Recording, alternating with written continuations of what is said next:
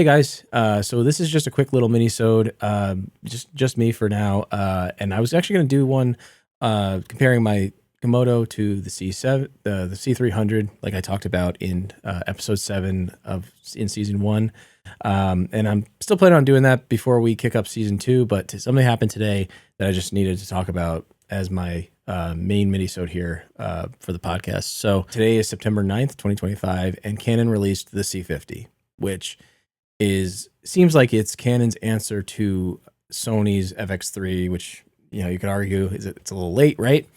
But I think it's taking the FX3's body style, but adding a lot of features and kind of bringing it into this current year of 2025. A little bit about the camera. It's in their cinema line. It has the C badge. It has the little red record button, meaning that it's in that cinema line. It looks a lot like the R5C. It has the side fan on the side. It has the articulating screen, but it also has a top handle. Now, the top handle for the C70 was kind of just a plastic, and I have it still because I have a C70, and it's just kind of like a plastic, you know, way to hold the camera for a top. It's their excuse to have a comp handle, right?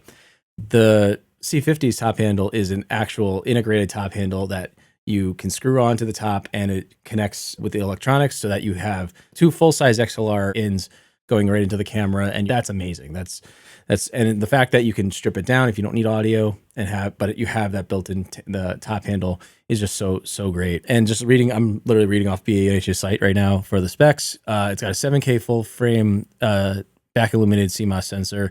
The good thing here is that it has a dual base ISO. The dual base ISO for the R5C was 800 to 3200. This is 800 to 6400. So it's giving us a little bit more in that low light area, which is really cool.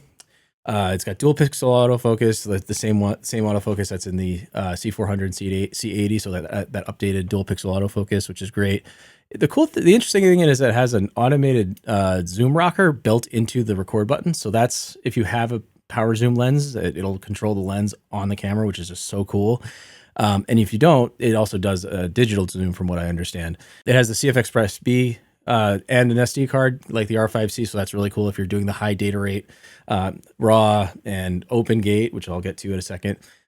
Recording, the CF Express B card is great to have, and the full-size HDMI, which is a really great step up from the R5C because we had the micro HDMI, and that's such a pain. I love the R5C for what it is and the way that Canon's kind of implemented firmware to keep it relevant in 2025. But man, that physical limitation is just such a big problem.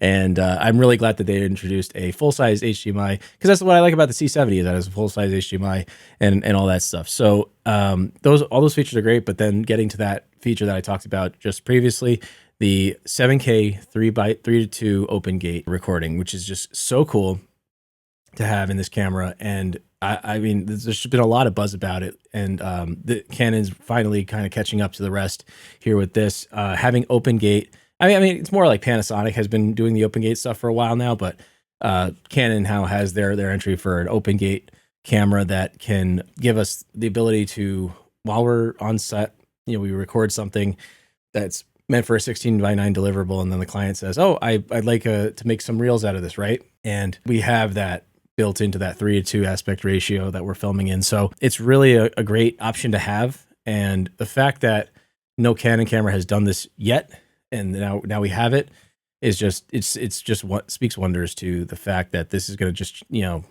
any Canon shooter, I feel like just needs to kind of pick this camera up.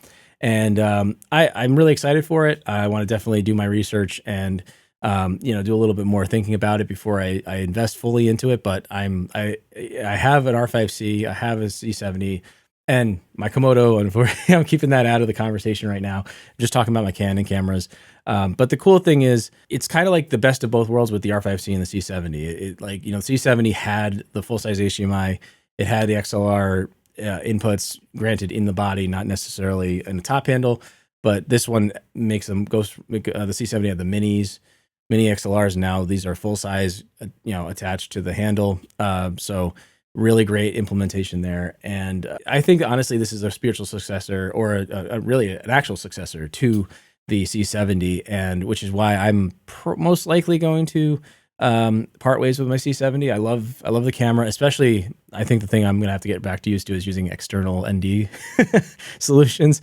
I'm a little spoiled by the internal NDs of the C70, but the open gate mode of the C50 really is going to be a game changer going into the future. I mean, really, social content is here to stay, and it's really how a lot of clients like to capture their content to be able to have multiple deliverables. And it's a recurring asset for us as well. If we get a bunch of footage, we're not worrying about having to reframe and do any of the automated reframing in post. We can be like, yes, I have the 16:9. I'll just use it in a 16:9 project, and then you want it in a reel as well. We just change the project format and we can export the reel in the 9:16 as well. The other cool thing is I was watching B&H's video on the C50, and it has the frame guides as well for both 16:9 and 9:16 that you can have on simultaneously. So you could actually see how's the shot going to look in both 16:9 and 9:16 while you're filming in the open gate mode, which is just so cool. And again, for Canon shooters like me that are, heavily invested in the RF glass and heavily invested in Canon, using Canon cameras. I didn't even talk about the menus. I'll talk about the menus real quick, and then this will be the end of the Minisode. This camera also has the interchangeable menu, so you can go from the awesome cinema menu of the R5C and the C70, and you have that turn that you can do just like the R5C, where you can go into the photo mode, the normal Canon photo mode, and it's a 32 megapixel sensor, so it has the ability to take some really awesome stills. It doesn't have an EVF, so professional photographers will probably still go to the R5 II or the R5C, but this camera definitely can take some great pictures. So if a client, you're doing video and a client does say, oh, I want to take some photos as well, I would have 100% be like, yes, I can take some photos for you, and these will be good enough to put up on your website, good enough to put up on your socials. Definitely a great value add for the videographer who sometimes does some photography, which is what I do as well. So thank you all for watching, and keep an eye out for some more. Joey and I both have some Minisode content that we plan on doing as well. So see you later.